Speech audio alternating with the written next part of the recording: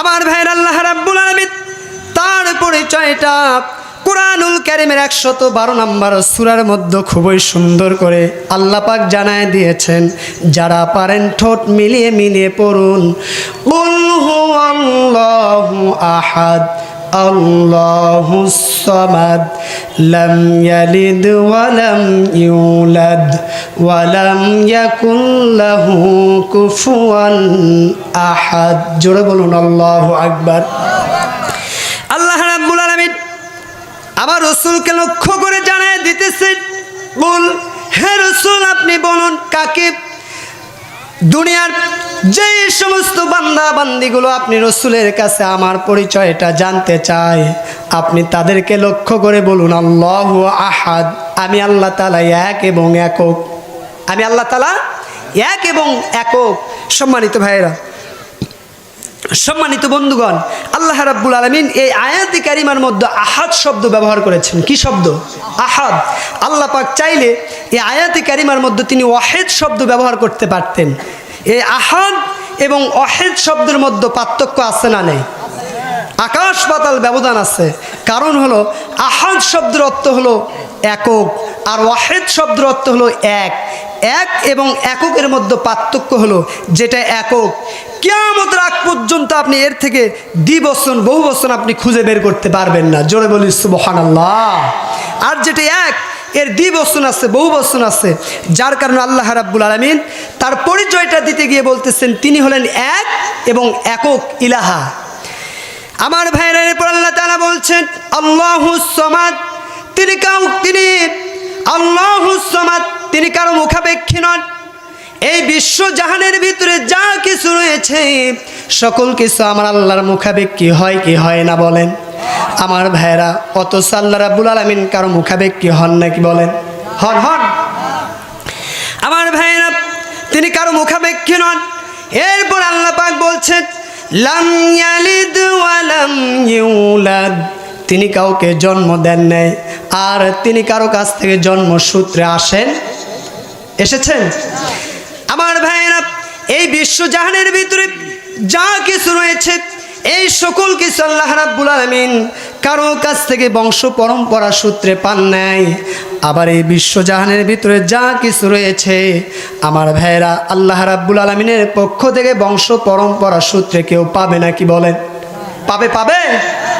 আমার ভাইয়েরা, আল্লাহ রাব্বুল আলামিন এই আয়াতে কারিমার মধ্যে কাফের, মুশরিক আর খ্রিস্টানদের একটা বিভ্রান্তমূলক তাদের ধারণার আল্লাহ তাআলা মুখ্যম জবাব দিয়েছেন। তা হলো আমার বন্ধুগণ, কাফের মুশরিকেরা তারা মনে করে ফেরেশতারা আল্লাহ তাআলার কন্যা সন্তান, অপরদিকে খ্রিস্টানরা তারা মনে করে তার পুত্র সন্তান। তাদের এই বিভ্রান্তমূলক ধারণার মুখ্যম জবাব দিয়ে আল্লাহ পাক বলছেন লাম ইয়ালিদ ওয়া লাম ইউলাদ, তিনি কাউকে জন্ম দেন নাই, আবার তিনি কারো কাছ থেকে জন্মসূত্রে আসেন নাই। আল্লাহ পাক এই সূরার শেষ অংশে গিয়ে বলতেছেন ওয়া লাম ইয়াকুল লাহু কুফুয়ান আহাদ, আসমান জমিনে আমার আল্লাহর সমকক্ষ কেউ আছে নাকি? আসতে বলবেন আছে? সম্মানিত ভাই, তার সমকক্ষ কেউ নাই। তিনি হলেন এক এবং একক ইলাহা, তিনি হলেন সার্বভৌম ক্ষমতার অধিকারী মালিক। ঠিক কিনা? আল্লাহ রাব্বুল আলামিন কুরআনুল কারীমের ৬৭ নম্বর সূরা মুলুকের প্রথম ২টি আয়াতে কারিমার মধ্যে আল্লাহ পাক সুন্দর করে জানায় দিয়েছেন তাবারাকাল্লাযী বিয়াদিহিল মুলকু ওয়া হুয়া আলা কুল্লি শাইইন কাদির الذي خلق الموت والحياة ليبلوكم أيكم أحسن عملا وهو العزيز الغفور। জোরে বলুন আল্লাহু আকবার। আল্লাহ রাব্বুল আলামিন বলছেন তিনি সেই মহান রব যিনি সার্বভৌম ক্ষমতার অধিকারী, যিনি তার ক্ষমতার বলে মরণ এবং জীবনকে সৃষ্টি করেছেন। আমার ভাইরা, আল্লাহ পাক সর্বপ্রথমে মরণের কথা বান্দাবান্দিকে স্মরণ করে দিলেন। আল্লাহ তাআলা জানায় দিলেন, ও দুনিয়ার বান্দাবান্দি, মরণের কথা স্মরণ করো। আর তোমাকে যে হায়াতের জিন্দেগি দেওয়া হয়েছে, আমি দেখতে চাই এই হায়াতের জিন্দেগিতে কে আছো তোমরা সবচাইতে আমার আমলে উত্তম। জোরে বলি সুবহানাল্লাহ। আমরা আমলে উত্তম হতে চাই কি চাই না? তাহলে সদা সর্বদা সকল জায়গায় দাসত্ব করতে হবে কার? গোলামি করতে হবে কার? আল্লাহ পাকের দাসত্ব, আল্লাহ পাকের গোলামি করা লাগবে। অন্য কারো দাসত্ব গোলামি করা যাবে না, অন্য কারো দাসত্ব গোলামি মেনে নেওয়া যাবে না। আমার ভাইয়েরা, এই আয়াতে কারিমার মধ্যে আল্লাহ রাব্বুল আলামিন তার হকের কথা উল্লেখ করলেন আর জানাই দিলেন, তোমরা আমি আল্লাহ তাআলার সঙ্গে শিরিক করো না। আমার ভাইয়েরা, কারণ হলো শিরিক মস্ত বড় জুলুমের কাজ। কিসের কাজ? আল্লাহর সঙ্গে শিরিক করা যাবে? শিরিকের গুনাহ আল্লাহ তাআলা কিন্তু মাফ করবে না, করবে নাকি?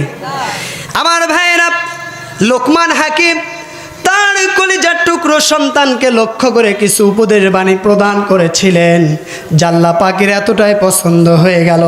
আল্লাহ রাব্বুল আলামিন সেই উপদেশ বাণীগুলোকে কোরআনুল কারীমের ভিতরে কোট করে দিয়েছেন, কি দেন নাই? বলেন, দেন নাই?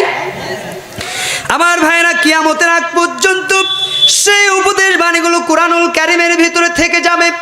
লোকমান হাকিম তিনি কিন্তু নবী ছিলেন না, কিন্তু আল্লাহ পাক লোকমান হাকিমের সেই উপদেশ বাণীগুলো এতটাই পছন্দ করলেন, আল্লাহ পাক সর্বযুগের সর্বশ্রেষ্ঠ কিতাব কোরআনুল কারীমের ভিতরে তা কোট করে দিলেন। জোরে বলি সুবহানাল্লাহ।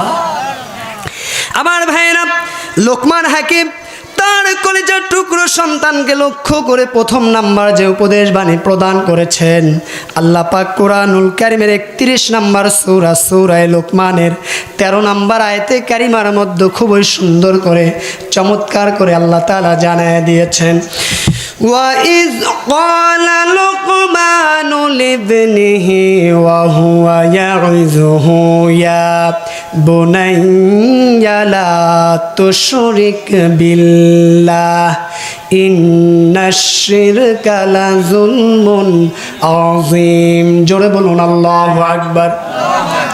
লোকমান হাকিম তার কলিজার টুকরো সন্তানকে প্রথম নাম্বার যে উপদেশ বাণী প্রদান করেছেন তা হলো, লোকমান হাকিম তার কলিজার টুকরো সন্তানকে ডাক দিয়ে বলতেছেন, ও আমার কলিজার টুকরো সন্তান, নারী সেরা ধন, খবরদার খবরদার আল্লাহর সঙ্গে শিরিক করো না। কারণ হলো ইন্নাশ শিরকা লাযুলমুন আযীম। ও সন্তান, জেনে রাখো, নিশ্চয়ই শিরিক হলো মস্ত বড় জুলুমের কাজ। সেই শিরিক আল্লাহর সঙ্গে করা যাবে? বলেন বলেন, যাবে? আমার